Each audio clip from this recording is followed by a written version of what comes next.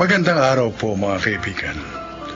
Marinig natin ang kwento ng buhay ng isang individual na pansamantalang isinaisantabi ang kanyang natatanging pangarap para sa ikabubuti ng kanyang pamilya. Siya ay si Judy. Panadero ang tatay ko. Sa ganung trabaho niya kami binuhay na magkakapatid. Kaya bata pa lang, nagkahilig na ako sa paggawa ng tinapay. Sabi ko sa nanay at tatay ko, mag-aaral ako ng mabuti at magtatayo ako ng sarili naming bakery. Buo na ang plano kong yun. Ngunit, minsan pala kailangan nating maging praktikal sa buhay.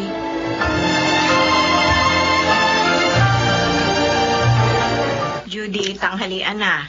Tinapay lang bang kakainin mo? Opo, Nay. Sabi kasi ni tatay, tikman ko raw po kung masarap tong bagong gawa niyang tinapay. Tikim lang ang sabi niya. Hindi niya sinabing gawin mong ulam at kanin yan. O, kumain ka na maayos. Busog na ako, Nay. Ano?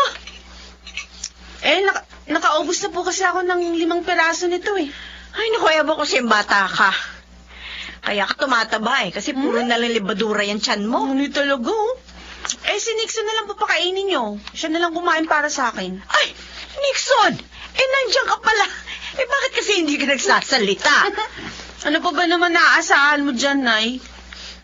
Uy, Oh. Nixon. Nixon, kumain ka na. Bakit nga pala nandito ka na naman sa bahay? Wala po sina Mama at Papa. Laki-laki ng bahay niyo, pero palagi ka nandito sa amin. Magpalit na lang kaya tayo ng bahay. Gusto ko yan. Yan lang ang reaction mo, Nixon. Pangisi-ngisi ka lang dyan. Sige na, kumain ka na. Salamat po. Sa susunod, magbayad ka na ng pananghalian mo, ha? Nay. Halos 3 beses ka sa isang linggong nakikikain dito sa amin. Grabe ka naman, Wala pa. Nay. Nililibre na nga ako niya ni Nixon madalas eh. Kaya pala dito siya sa bahay bumabawi. Hindi naman naiba si Nixon sa atin. Parang na kami nito magkapatid eh, di ba? Di ba, Nixon? Opo. Wala na ba sabaw? Naging sabaw. Yan. Ayan. Balita ko, gusto mo rin daw magtayo ng sarili mong bakery, Nixon. Pero gusto ko po magtrabaho muna sa abroad para mas mag-improve ang skills ko sa baking. Sarap. Magiging magkasosyo kami sa negosyo, Nay. Konting kembot na lang. Gagraduate na kami. Pareho na kami magtatrabaho sa food industry. Tapos, kapag nakaipon na kami at nakakuha na kami ng experience, pwede na kami magnegosyo. Diba? Yayaman na tayo, Nay.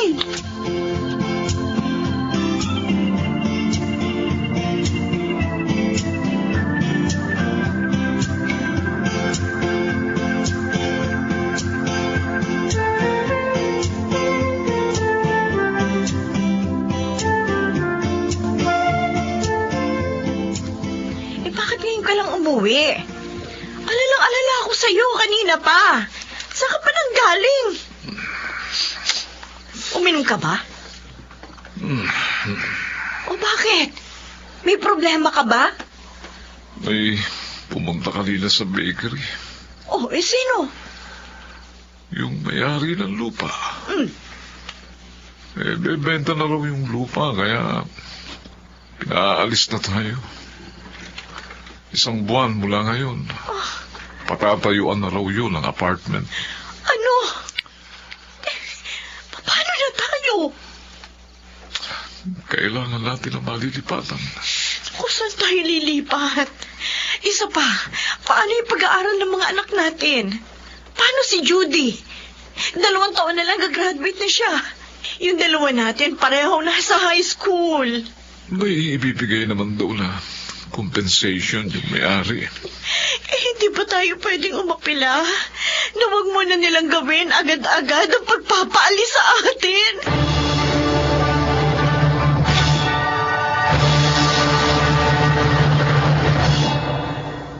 Attorney, baka naman pwede makiusap itong kumpare ko. Bakery niya mawawala. Kami naman, yung mga bahay namin, hindi naman sapat ang 1 buwan para makahanap kami na malilipatan. Opo, naunawaan ko po kayo. Pasensya na po. Sana po maunawaan ninyong may-ari nitong lupa. Sa kanya po ito at may karapatan siya gawin kung anong gusto niyang gawin dito. Malamang hindi mo kami naunawaan dahil mayaman ka. Kami naman mahihirap lang. Sa squatter din po ako lumaki. At sa barong-barong din po kami nakatira. Mabuti nga po kayo, konkreto ang inyong bahay. Kami po, pinagtagpi-tagpi lang na plywood. Talaga lang po nagsikap ang aking mga magulang, kaya natupad ko ang aking pangarap. Maniwala kami sa iyo. Pare, sandali lang. Attorney, kung talagang paalisin na kami rito, maaari bang pahabain ng kahit konti yung palugit sa amin? Kahit 3 buwan. Mag-iipon lang sana ako ng pera para sa pagkuha ng pwestong lilipatan itong bakery namin. Gaya ng mga magulang mo, nagsisikap din ako para maitaguyod ang aking mga anak at para matupad nila ang kanilang mga pangarap. Sige. Susubukin ko pong kausapin ng may-ari. Ako, salamat. Salamat, attorney. Maraming salamat. Tatanawin ko itong isang napakalaking utang na loob sa iyo.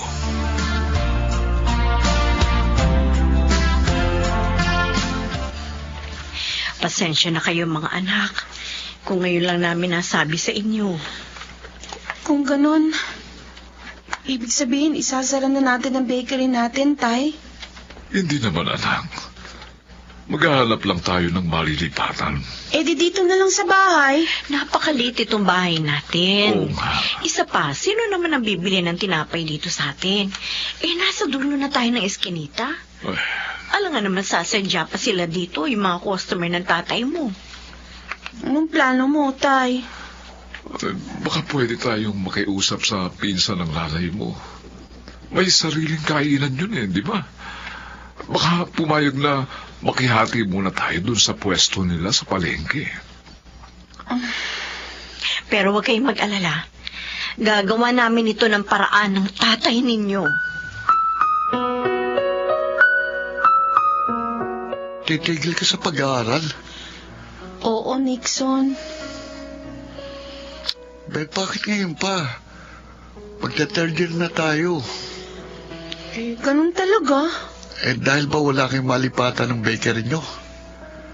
Oo. Gusto mo sabihin ko sa mama ko na pautangin kayo ng pera? Tapos ano? Paano namin babayaran? Wala na nga kaming pera, di ba? Ayos lang. Di naman kailangan ikaw mag-isip ng solusyon. Paano na yung pangarap natin? Yung pangarap mo, andyan pa. Yung sa akin lang naman ang mawawala. Hayaan mo na. Baka hindi talaga para sa akin yun. Paano ka na makakapagpatuloy ng pag-aaral? Baka kapag may pera na uli kami. Kaya kailangan ko mag-ipon. Maghahanap ako ng trabaho. Ano? Magtatrabaho ka na kaagad? Oo. 20 years old ka pa lang? May mga bata nga naglalako ng kung ano-ano, di ba? Trabaho rin yun. Ako pa kaya 20 years old na. Saan ka nga magtatrabaho?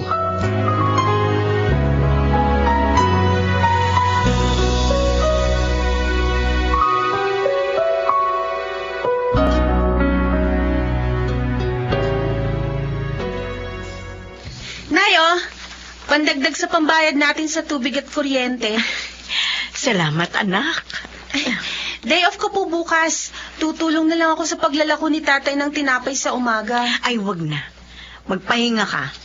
Palagi kang pagod, lalo na at palagi maraming tao doon sa fast food chain na pinagtatrabahuhan mo. Ayos lang, Nay. Pasensya ka na, ha? Kung hindi sana ito nangyari sa atin, sana makapagtatapos ka na sa susunod na taon. Matutupad na sana ang pangarap mo. Okay lang po. Hindi pa naman uli ang lahat. Wala namang age limit ng pag-aaral Maaari naman ako magpatuloy kapag nakaluwag-luwag na tayo. Nay, ayos lang po ako. Huwag niyo akong isipin. Pasensya ka na. Pinanganak ka sa hindi mayamang pamilya. Kung gaya sana kay Nixon, may mayaman ka rin mga magulang. Baka nasa prestihiyoso kang paaralan ngayon. Hindi ka sana nagkukuskus ng CR, nagmamap ng sahig, naghuhugas ng kinainan ng kung sino-sino. Nay, marangal ho ang trabaho ko. Wala pong masama dun. Oo nga, pero hindi ka sana nagtatrabaho ngayon. Dapat nasa eskwelahan ka. Nay, tama na. Kung saan-saan na naman umaabot ang isip niyo eh. Si tatay nga pala, nasan?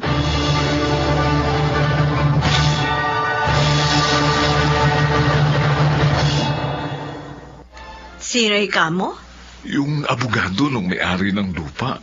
Nakita ko kahapon. Kinumusta ko. Tapos? Alam mo, gusto niya raw suportahan ang pag-aaral ng anak natin. Bakit niya naman gagawin yun? Uy, siguro naawa sa atin. Kasi dati ang kwento niya, galing din siya sa mahirap na pamilya. Paano niya naman susuportahan si Judy? Uy, siguro magbibigay ng financial assistance. Hindi ko alam kung paano. Ano sabi mo?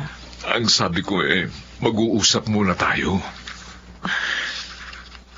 Ano sa tingin mo? Baka naman manggagancho yun, ha?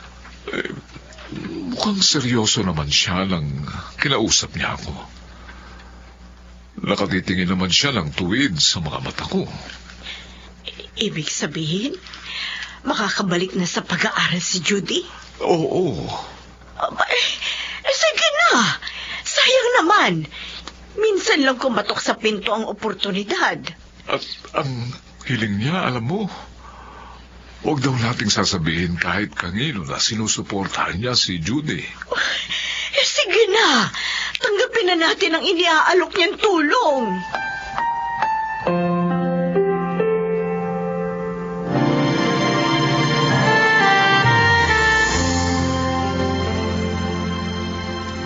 Ikaw, si Judy? Opo. Judy, anong gusto mong maging?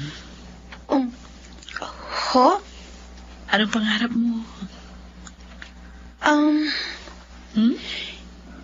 Hindi ko po alam eh. Wala ka pang anything in mind? Dati po, gusto kong magkaroon ng sariling bakery. Tulad ng tatay mo. Opo. Kaso nahinto po ako sa pag-aaral ng 2 taon. Parang nawalan din po ako ng interest na mag-aral. Ang importante na sa akin ngayon, kumita ng pera at makatulong sa kanila. Okay. Naiintindihan ko kung bakit yan ang nararamdaman mo. Pero huwag kang tumigil mangarap. Kung nawala man yung una mo, mangarap ka uli. Kapag may ambisyon tayo, doon tayo nagkakaroon ng direksyon. Isa pa, may talento at kakayahan ka. At hindi aksidenteng naririyan yan. Binigay yan sa'yo para magamit mo kung saan ka man dalhin ang iyong pangarap. Sa ngayon po, wala po ako maiisip eh. Okay lang yun. Soon, malalaman mo rin yan. Pero sa ngayon, gusto ko ipagpatuloy mo muna yung course mo sa college. Magtapos ka muna. Ako nang bahala sa'yo. Ay, talaga? Maraming salamat po, attorney. Maraming salamat po.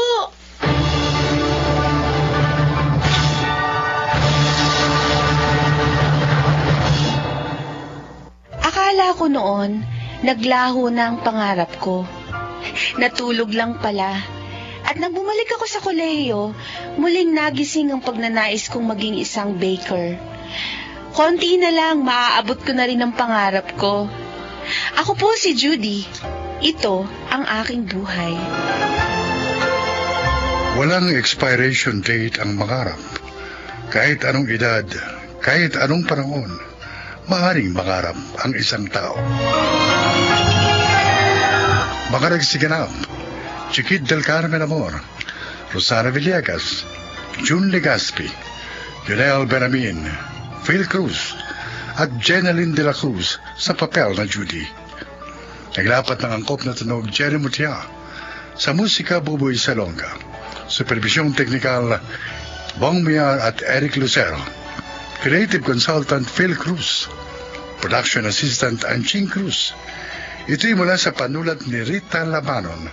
Sa direksyon, June Martin Ligaspi at Maynard Landicho Jr.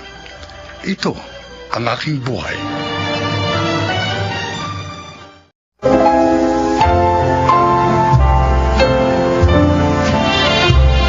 Sa araw na ito, marinig ninyo ang kasaysayan ng isang ina na muntik maipahamak ang kanyang mga anak. Siya ay si Angela.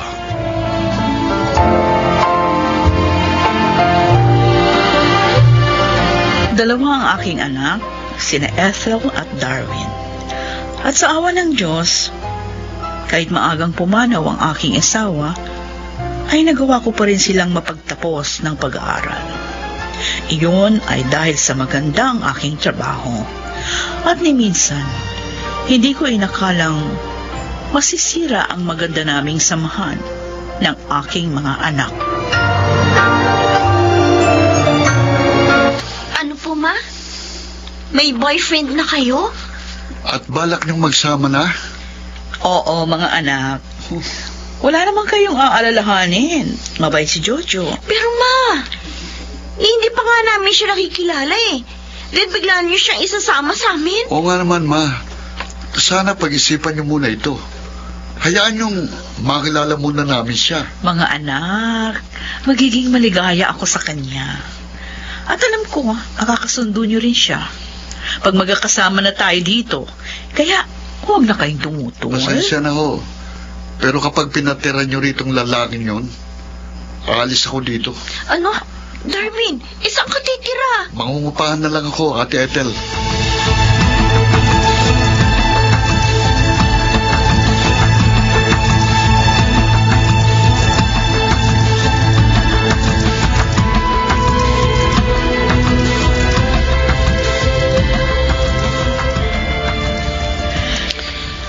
May mahirap nga yung pinagdaraanan mo ngayon. Naiipit ka sa mga anak mo at doon sa nobyo mong si Jojo. Buti ka pa nga, Ate Digna. Naiintindihan mo ako. Ay, samantalang yung mga anak ko, hindi. Lalo na yung si Darwin. Bakit naman kasi hindi mo muna bigyan ng pagkakataon ng magkapatid na makilala si Jojo? Talagang mabibigla nga sila. Lalo na pag nakita nilang kasing edad lang ng panganay mo, yung nobyo mo. Ang gusto nga ni Jojo, magsama na kami. Ayaw na niyang magkahiwalay pa kaming dalawa. At angako naman siya na gagawin ng lahat para makasundo ang mga anak ko. At naniwala ka naman. Oo naman, ate. Sa loob ng 6 na buwan naming magkarelasyon, hindi niya pinasama yung loob ko. Kaya naman, lalo ko siyang minahal. Kung ganon, talagang itutuloy mo ang pakikisama sa lalaking yun. Oo, Ate Digna. Paano si Darwin? Hayaan mong umalis siya sa inyo? Ay, hindi ko naman siya pinakaalis.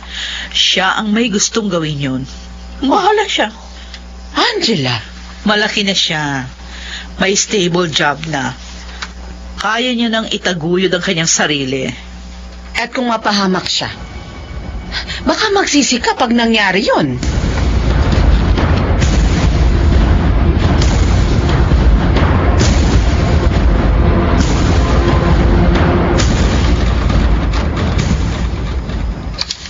Mga anak, siya si Jojo, ang inyong magiging pangalawang ama. Jojo, sila naman ang aking mga anak, sina Ethel at Darwin. Pangalawang ama? Ma! Kasing edad ko lang ang lalaking yan eh. Oo nga. Hindi niyo sinabi sa amin to. Kasi baka tumutol kayo.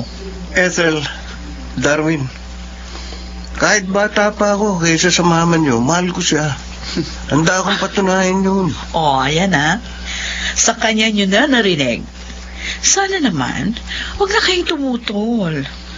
Wala na kayong magagawa na. Dito na ito. Ngayong ginawa niyo ng sinabi niyo, gagawin ko rin ang sinabi ko. Alis na ako. Darwin! Darwin, sandali lang! Bastos pala anak mong yun eh.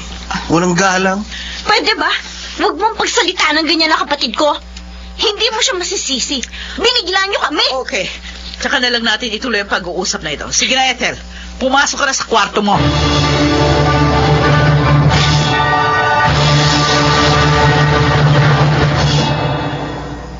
At wala palang trabaho ang Jojo na yun, Darwin. Tita Digna.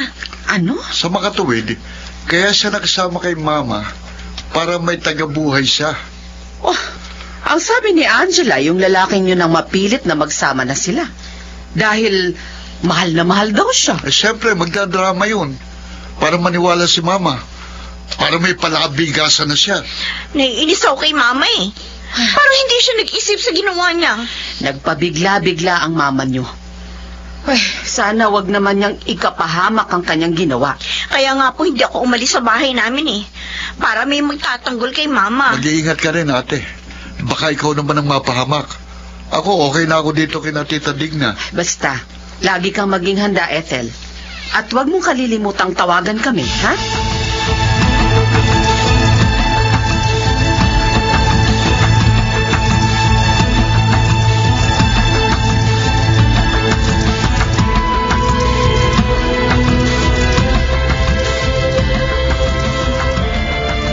Grabe, pre.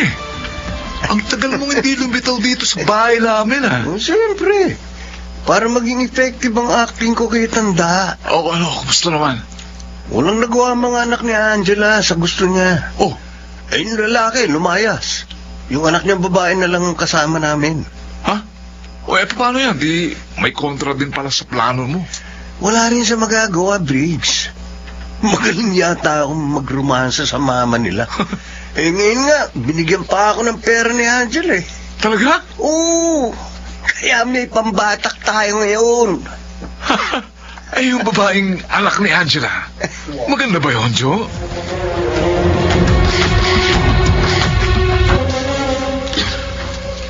Ginabi ka na naman, Jojo. Pasensya na lang. Lasing ka pa. Si Briggs kasi, pinainom ako. Yaman mo na, hindi na mahuhulit yun. Ilang beses mo nang sinasabi yan, hindi mo naman tinutupad. Huli na to. Huli na. Promise. Sana nga, wag mo nang uulitin. Dahil nahihiya ako sa mga anak ko. Dahil dyan sa ginagawa mo.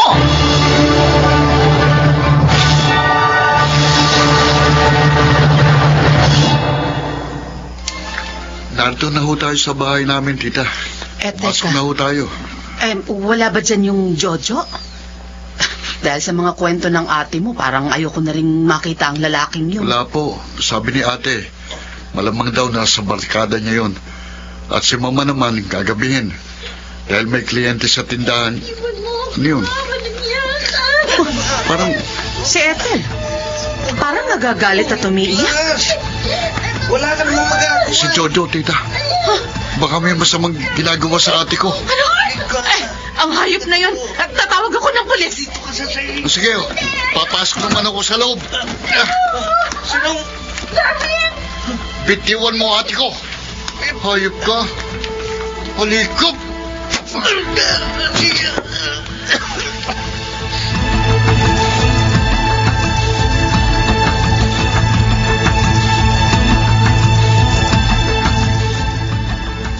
Walang iyak ka, Jojo! Walang iyak! Angela! Patawarin mo ako. Hindi ko naman sinadya. Pinagtatanggol pa naman kita sa mga anak ko. Yung pala, ahas ka! Ahas ka! Pati alam mo, tutuklamin mo! Patawarin mo na ako, Angela. Hindi na mauulit yun. Pangako. Oo, talagang hindi na mauulit yun. Dahil mabubulo ka na dyan sa kulungan!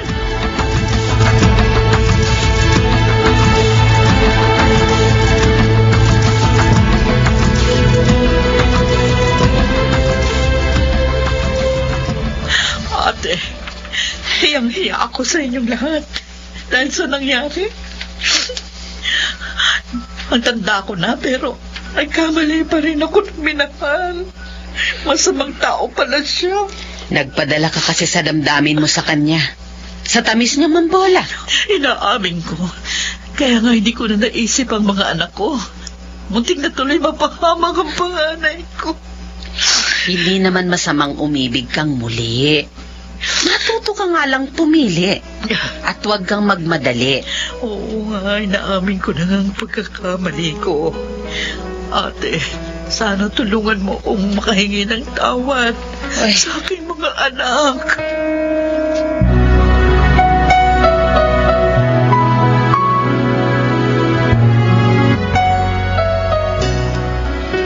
Mama, Bakit kayo narito?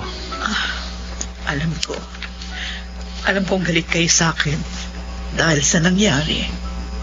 hindi niyo kami pinakinggan. Dahil mga anak niyo lang kami. Muntik na tuloy mapahamak si ate sa kamay ng walang yun. Patawarin niyo ako, mga anak. Nagkamali ako nang pinagkatiwalaan ang puso ko. Akala ko magiging maligaya ako sa kanya. Hindi pala. Dahil isa siyang masamang tao. Mama. Mga anak, sana magsimula tayong muli. At pinapangako ko sa inyo, lagi ko na kayong iisipin sa bawat desisyon na aking gagawin.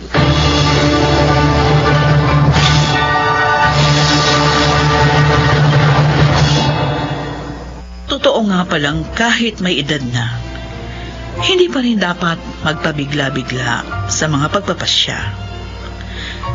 Salamat na lamang at hindi napahamak ang aking mga anak. At napatawad din nila ako. Kaya ngayon, maligaya na kaming muli. Ako po si Angela at ito ang aking buhay. Hindi naman masama ang magmahal. Ngunit sana, lagi pa ring isaalang-alang ang mga mahal sa buhay, sapagkat sila ang tunay na gabay.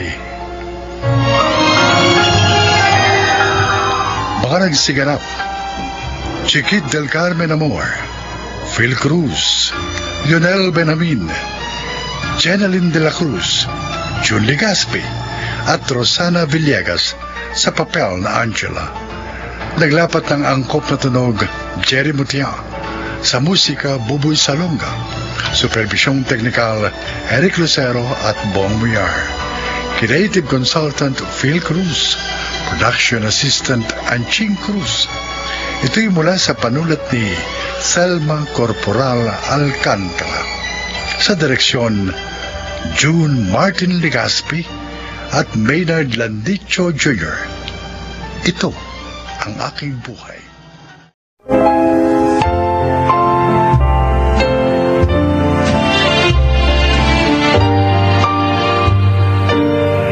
Mga kaibigan, sa araw na ito ay isang nilalang ang magbabahagi sa atin ng kanyang kasaysayan na kapupulutan ng aral sa buhay. Siya po ay si Norman. Ako po'y naninirahan dito sa Cavite. Isa po akong pianista. Bago mag-pandemic, tumutugtog ako sa ilang malalaking restaurant. Pakinggan po ninyo ang aking kasaysayan. Congratulations, Norman. Puring-puri ka na naman ang mga customer natin kanina. Napakahusay mo raw tumugtog. Plakado, sabi nila. Salamat po, ma'am. Talaga pong pinagbubuti ko po ang pagtugtog para masiyahan po ang lahat ng kumakain dito sa restaurant nyo. Kaya naman naisip ko, gawin ng everyday yung pagtugtog mo rito. Talaga po, ma'am Binita? Oo. At dahil doon, may increase din ang iyong sahod.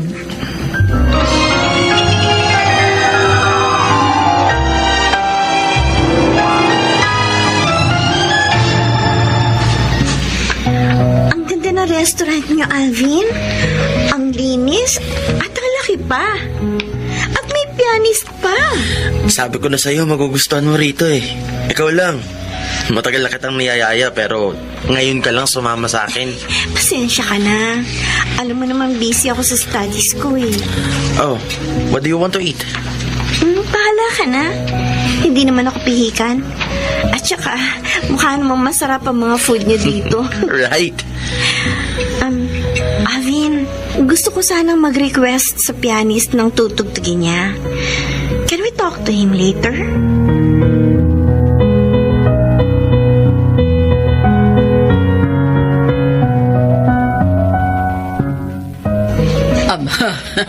Mukhang nawili sa restaurant natin na ang nililigawan mo, anak. Nakailang request na siya sa pianista natin na si Norman. Actually, ma'am, gusto ko ang pagkawili ni Sheila sa place natin. She said she'll bring there her family and friends. Oh, very good. Isa lang ang ayoko. Ano naman yon? Yung pagkatuwa niya sa pianista natin na si Norman. Oh, Alvin. Humahanga lang si Sheila kay Norman. Yan nga ang ayoko, mami. Hindi pa nga ako sinasagot ni Sheila. May iba na siyang napapansin. Ayoko ng ganun.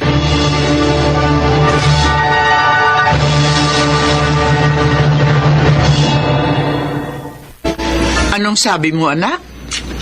Parang galit sa'yo yung anak ng may-ari ng restaurant na pinapasukan mo? Opo, ma.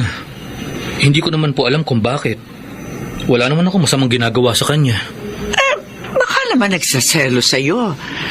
Dahil sa pagiging magiliw sa'yo ng kanyang girlfriend. Hindi ko po alam kung girlfriend nga niya si Sheila o nanliligaw pa lang siya.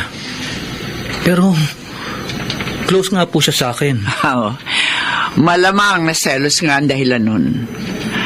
Anak, hanggat maaari, umiwas ka sa gulo, ha? Lalo na nga, anak siya ng boss mo. Ma, ganun naman po talaga ang ginagawa ko. Mabait po si Ma'am Benita. Ayaw kong sumama ang loob niya sa akin.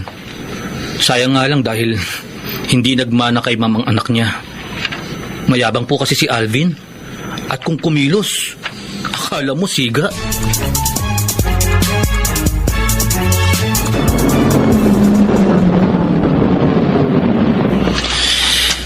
Narito na tayo sa inyo, Sheila. Salamat ulit, Alvin, ha? Alika, tumuli ka muna. Okay. Pamimeriendahin kita. Lagi na lang ikaw ang nagpapakain sa akin sa restaurant niyo, eh. Hi, Sheila. Tama-tama pala ang dating ko. Narito ka na. O, ikaw pala, Reden. Oh, kasama mo pala si Alvin. Oo, Reden. Inihatid ko siya. Inihatid mo na pala eh. Eh di pwede ka na umuwi. Narito na siya eh. Ano? Ano ka ba, Reden? Bakit mo ginaganyan ang bisita ko? Bisita mo rin ako, Sheila. At siya, kanina mo pa kasama. Kaya ayos lang kung umuwi na siya. Ako ang magsasabi kung uuwi siya. At hindi ko siya pinauuwi. Ngayon, baka naman isipin mo masama ang ugali ko. Kung gusto mo, kayong dalawa nga asikasuhin ko. Narinig mo ang sinabi niya, Reden? Hindi na. Huwag na. Gusto ko ako lang. Babalik na lang ako sa ibang araw. Salamat sa'yo, Iha. Palagi ka nagdadala ng mga customer dito sa amin. Dahil po yun sa maganda ninyong place, ma'am. Good service pa. At masarap ang pagkain. At may mahusay pang pianista. Salamat, Sheila. Minsan nga imbitahin kita sa amin para tumugtog. And then, ako ang kakanta. Ano nga palang order mo, Iha? Yun na rin pong favorite ko, ma'am. Okay.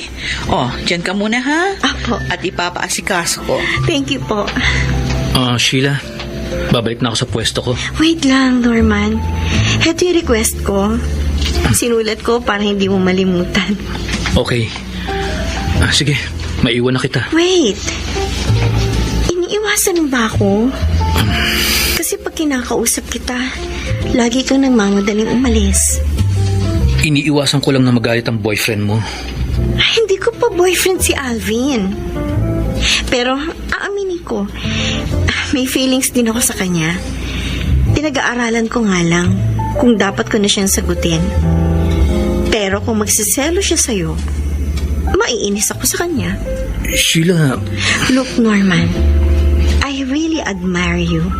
Dahil ang husay mong tumugtog. Hindi man itatanong, gusto ko maging isang concert pianist. Pero hindi nangyari. Dahil ang gusto ni na mami na tulungan ko sila sa business namin. management ang pinako nila sa akin. Ganun ba? Yeah. Pero ngayong nasunod ko na sila, naiisip ko, panahon na para gawin ko naman ang talagang gusto ko.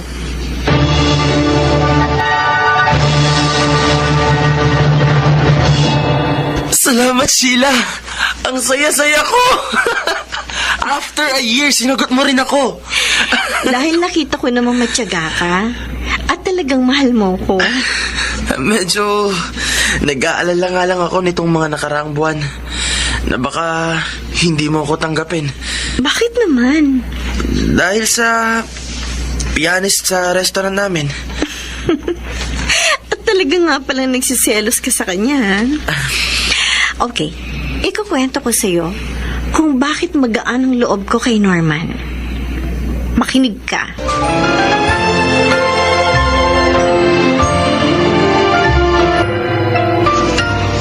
Saan ka galing, Alvin? Kanina pa narito ang food natin. Pinadagdagan ko ang food at tinawag ko rin si Norman. Ha? Bakit?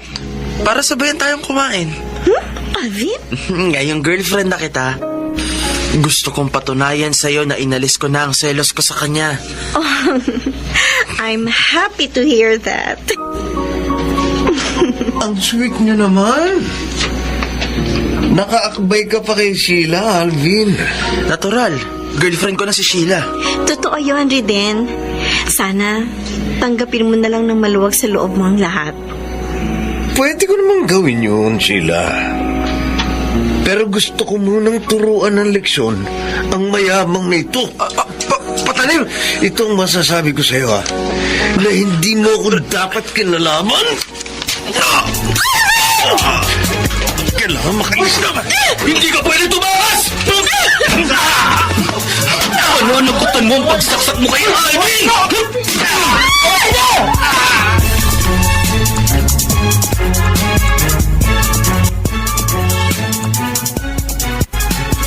Anak? Oh, kumusta na ang anak ng boss mo? Pinuntahan kita rito para samahan ka. Ginagamot pa po siya ng mga doktor, ma. Oh, anak, bakit ka umiiyak? Nang buhatin po namin siya kanina, lalo ko po nakita ang tama ni Alvin.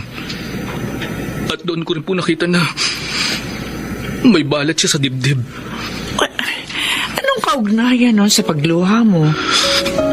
Ma, may balat din po sa dibdib ang kapatid kong si Alvin na matagal na nawalay sa akin. Buhat po ng ampunin niyo ako. Ano? Norman, sabi ng doktor, kailangan daw ng dugo ni Alvin. Pero naubusan sila ng type O dito ngayon. Benita? Edna? Ikaw nga. Magkakilala po kayo? Oo, anak.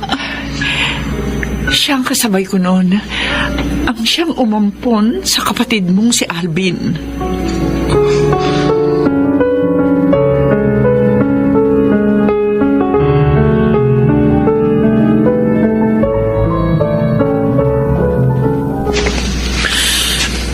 Sabi niyo, Mami, ngayon nang labas ko dito sa ospital. Oo, Iho. Nakapag-file na nga rin ako ng reklamo laban kay Reden. Salamat po. Sa dami ng ebidensya natin, kahit na may pera pa siya, siguradong makukulong siya. Talagang gusto ko pong managot siya. Inilagay niya sa panganib ang buhay ko. Buti na lang at may nag-donate ng dugo para sa akin. Totoo yan, Iho. Mami, gusto ko pong makilala at mapasalamatan ang tumulong sa akin. Oo, kasama ko na siya. Halika na rito.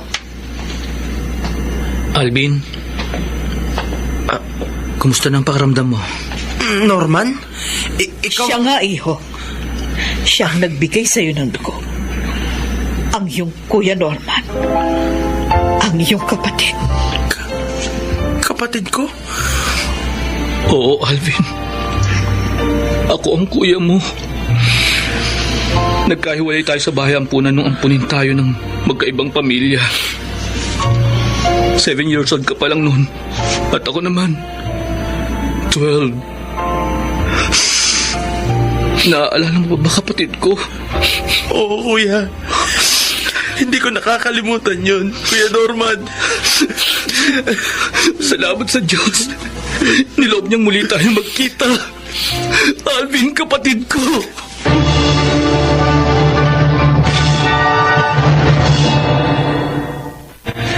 Napakasaya namin ni Alvin ng mga sandaling yon. Nagkalayo man kami noon, muli naman kami nagkasama dahil sa aking trabaho. Sana po ay inyong naibigan at kinapulutan ng aral ang aking inilahad. Ako po si Norman, isang pianista. At ito ang aking buhay. Mga bituin ng radyo na nagsiganap.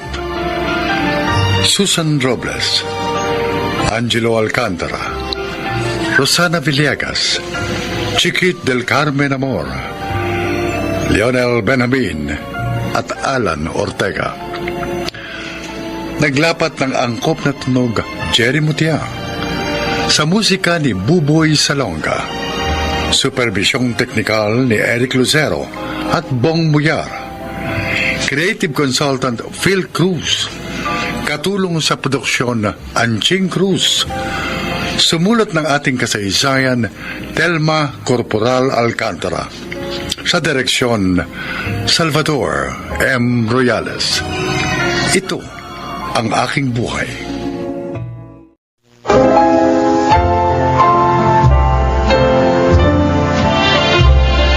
Sa araw na ito, maririnig ninyo ang kasaysayan ng isang lalaking hindi nagtanim ng galit sa kabila ng nangyari sa kanya. Siya ay si Adolfo. Katapatan sa kapwa at sa trabaho man. Ito ang itinanim sa puso at isip ko ng aking mga magulang. Kaya naman siya ko ring nilakaran.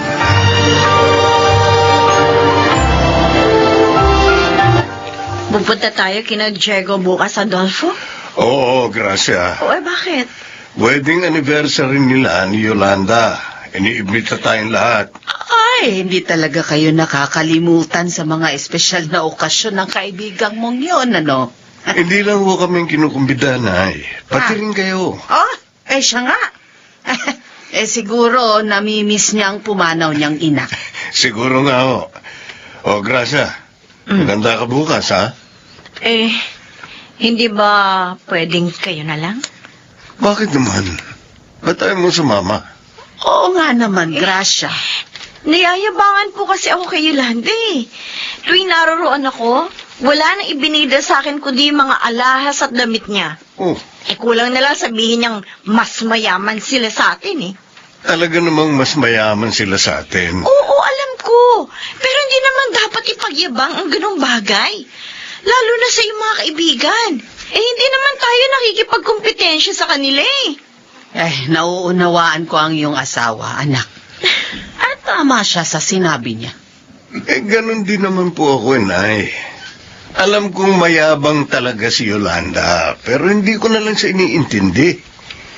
Ayoko kasing maging problema namin siya ni Diego. Sana, ganun na rin ang gawin mo, Gracia. Ay, nako. Pagpasok sa kanang tenga mo ng mga pagyayabang ni Yolanda, palabasin mo na lang sa kabila.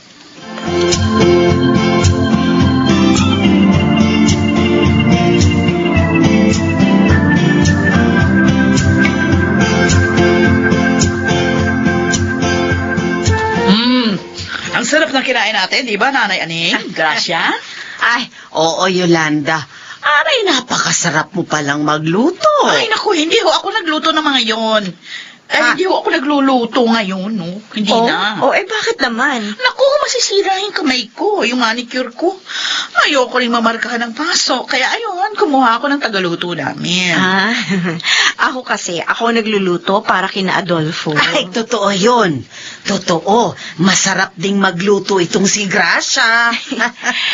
Kung ganun, ang cook ninyo ang nagluto nito mga handa ninyo, Ay, Yolanda? hindi. Nagpa-cater kami.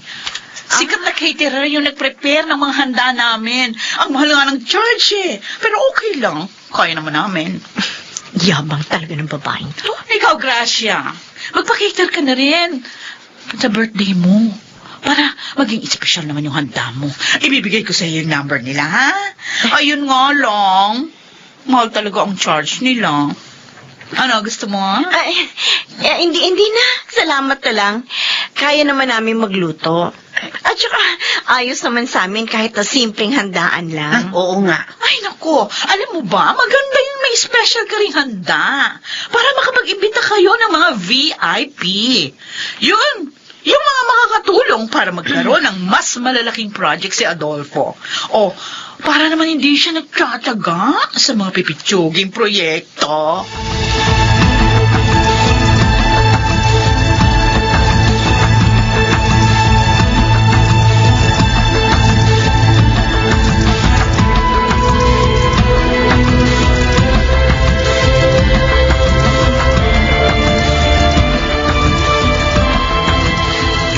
Talaga? Sa'yo magpapagawa ng building si Sir Romano? Oo. Nagkaayos na kami ng usapan. Next week nga, dadaling ko na sa kanya ang kontrata namin. Teka, siyang pinakamayaman sa probinsya natin noon. Oo. At mas mayaman pa siya ngayon, Diego. At nagkataong nagkita kami isang araw, doon nag-start ang pag-uusap namin. Naku, malaking project yun, paring Adolfo. Kaya mo ba yun? Oo naman. Teka. Magkano ba kontrata nyo?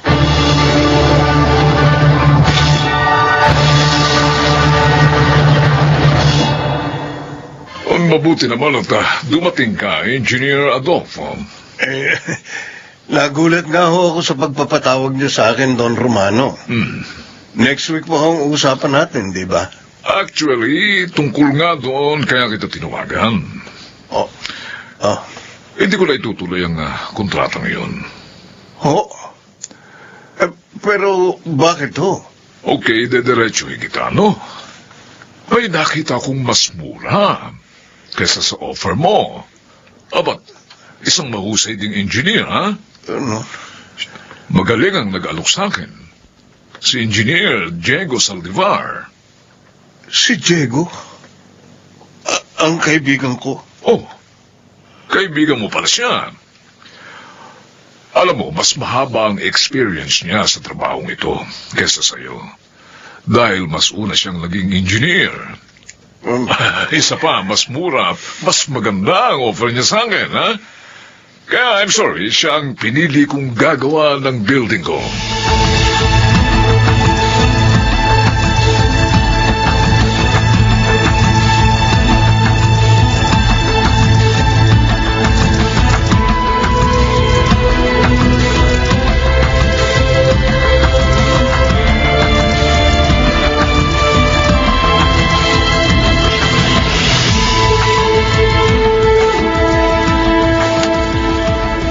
Adolfo, may problema ka ba? Kanina ka patahimik eh. Mula na dumating ka. Nalulungkot lang ako, Gracia. Bakit? Yung project ko kay Sir Romano, hindi na matutuloy. Ano? Bakit nagbagong isip niya? Dahil kay Diego, sinulot niya ako. Nagawa yun ng kaibigan mo? Oo. Sinabi mismo sa akin ni Sir Romano, inalok niya ng mas mababa sa presyo ko si Sir, kaya siya pumayag. Ang sama naman ni Diego. Kaya nga ako nalulungkot. Hindi pera ang pinanghihinayangan ko, kundi ang pagkakaibigan naming sinira ni Diego dahil sa salapi. Ano-anong kasinungalingan ang sinabi niya kay Sir Romano? Walang kwentang kaibigan ng Diego na yun. Sayang ang pinagsamahan namin mula ng high school hanggang college. Kalimutan mo na lang ang nangyari. Marami pa naman project. Mabuti na rin yun nang mapalayo na tayo sa kanila. Hindi magandang kaibigan ang sinungaling at manunulot na tao. Mamukhang pera.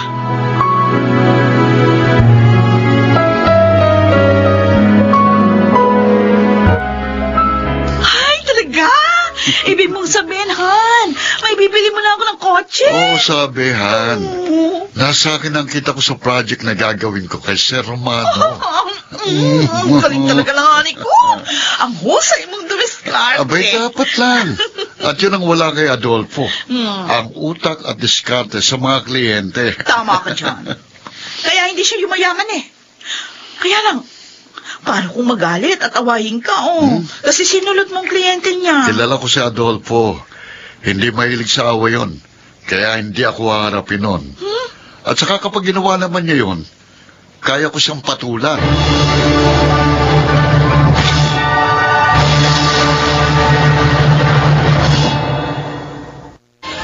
Yun ang sabi sa akin ng kaibigan ko, anak. Sige po, payag po ako. 3 building ang ipagagawa ng kaibigan ko doon sa lupa niya. 3 po, Nay? Oo, Gracia. Aba, mahal. Mas malaki ang project na ito kaysa dun sa nawala sa'yo. Kaya nga natutuwa ako, mahal. At hindi lang yun. Kapag nagustuhan daw nila ang trabaho ninyo, ikaw na ang kukunin nila sa iba pa nilang ipagagawa na magkakapatid. Salamat naman. May nawala man sa akin. Higit naman ang dumating. Yun ay dahil tapat ka sa iyong mga kliyente. Kaya hindi ka pinababayaan ng Diyos, Adolfo.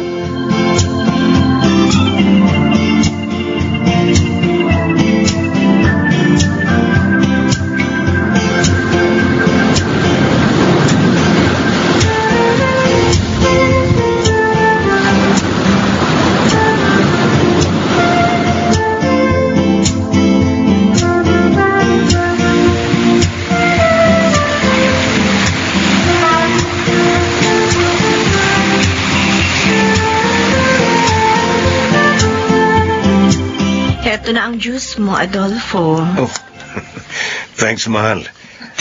Napakainit kasi ng panahon, kaya nakakauhaw talaga. Ay, may kukwento ka pala ako sa'yo. Naku ha, Marites na ngayon ang asawa ko ha. Oy, mister, Gracia po ang pangalan ko, hindi Marites. At saka hindi naman dapat ikinakapit ang pangalan na yun sa mga chismosa. Dahil maganda naman ang pangalan na yun Binibiro lang naman kita eh. O sige, ano ba yung ikikwento mo? Si Yolanda. Oh. Nasalubong ko kanina sa mall. Alam mo kung hindi niya akong binati, hindi ko makikilala eh. Bakit? Hindi naman malabo ang mata mo. Kasi, ang laki ng ipinayat niya. Uy, baka naman nagpapapayat. Hindi. Na-diagnose daw siya na may breast cancer.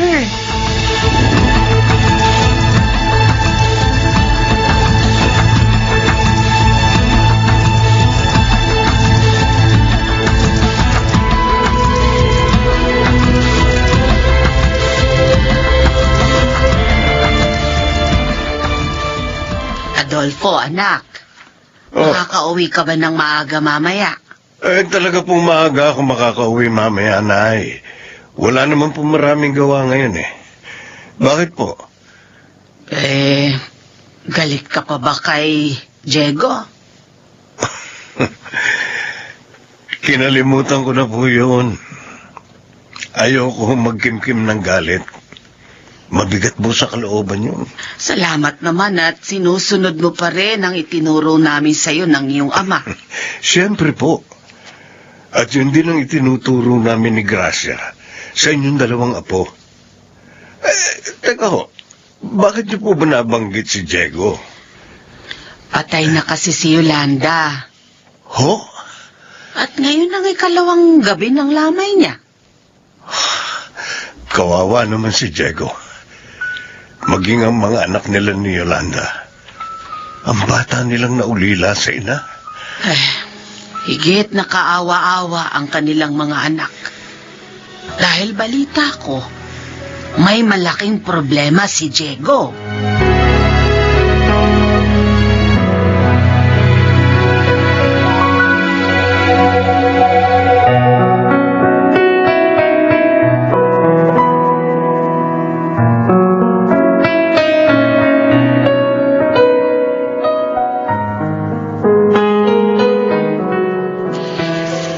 Nakikiramay ako, Diego. Adolfo. Kanina ko lang nalaman eh. Napakasakit. Maagang iniwan ng aking asawa ang aming mga anak. Sino pang mag-aalaga sa kanila kapag nakulong ako? Ano ibig mo sabihin? May kaso ko. Idinimanda kasi ko ni Sir Mano at ng isa pang kliyente ko. Bakit? Dahil mahigit 1 taon pa lang, gumuho ng building nilang ginawa ko. Ano? Ba't nagkaganon? Tinipid ko sa materyales para mas kumita ako. Natupad nga ang gusto ko, pero nadimanda naman ako. Diego, alam mo siguro, karma na sa akin ang mga pangyayaring ito dahil sinulot kita. Sinira akong pagiging magkaibigan natin.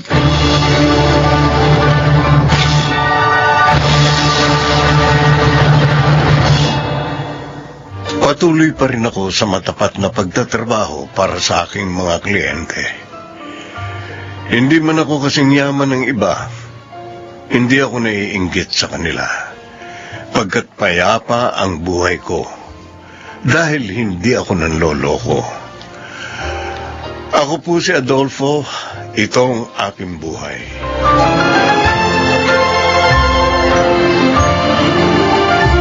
Kapahamakan ang kahahantungan ng nabubuhay sa pawang kasinungalingan.